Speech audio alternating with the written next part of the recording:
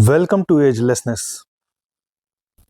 India के foreign minister doctor S Jaishankar ने India और वर्ल्ड के लिए रिमार्केबल कंट्रीब्यूशन के लिए जो इंडियन डायस्पोरा है उसकी सराहना की है और उनकी अचीवमेंट्स को सोर्स ऑफ इमेंस प्राइड के रूप में डिस्क्राइब किया है। आज के वीडियो में हम बात करेंगे डॉक्टर एस जयशंकर की उस स्पीच के बारे में जो उन्होंने भुवनेश्वर के जनता मैदान में प्रवासी भारतीय दिवस सम्मेलन 2025 के समापन सत्र के दौरान डिलीवर की।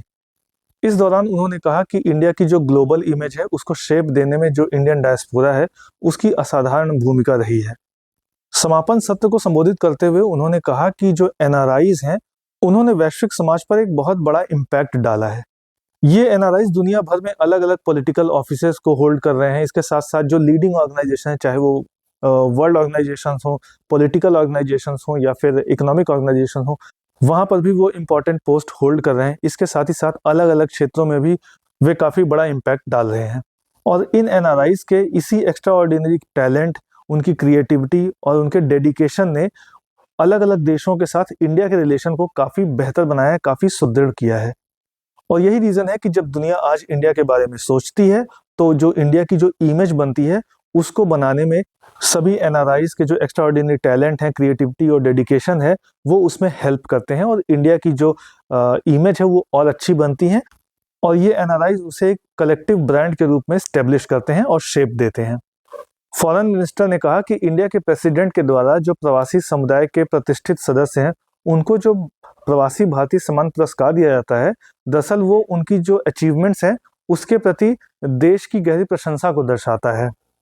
उन्होंने आगे कहा कि ये पुरस्कार न केवल व्यक्तिगत उत्कृष्टता की मान्यता है बल्कि भारत द्वारा अपने वैश्विक समुदाय को दिए जाने वाले महत्व का भी प्रमाण है।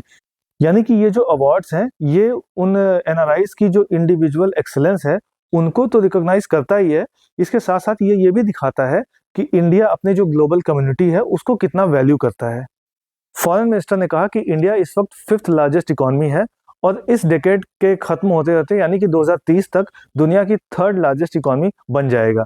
ऐसे में हमारी ग्लोबल रिस्पॉन्सिबिलिटीज भी बढ़ती हैं, इसके साथ साथ जो एक्सटर्नल कमिटमेंट्स हैं वो भी बढ़ते हैं। इंडिया वसुधैव कुटुंबकम को फॉलो करता है यानी कि the world is one family के रूप में इंडिया देखता है। प्रवासी भारतीय दिवस हर 2 साल में एक बार मनाया जाता है ताकि भारत सरकार के साथ प्रवासी भारतीय समुदाय के जुड़ाव को मजबूत किया जा सके और उन्हें उनकी सांस्कृतिक जड़ों से फिर से जोड़ा जा सके।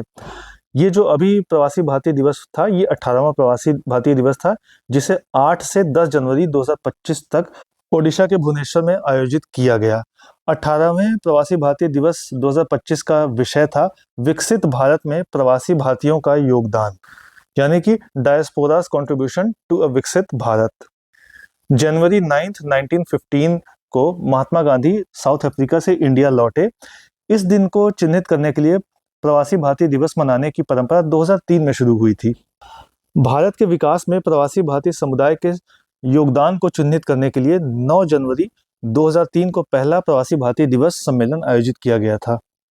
तो इस तरीके से प्रवासी भारतीय सम्मेलन के समापन सत्र के दौरान डॉक्टर एस जयशंकर ने जो प्रवासी भारतीय हैं और जो एनआरआईज हैं उन सभी का जो रोल है इंडिया को मजबूत करने में और विकसित भारत में उस पर प्रकाश डाला और उसकी प्रशंसा की। इसी तरह के और भी इम्पोर्टेंट अपडेट्स जानने के लिए लाइक और सब्सक्राइब करें एजलेसनेस।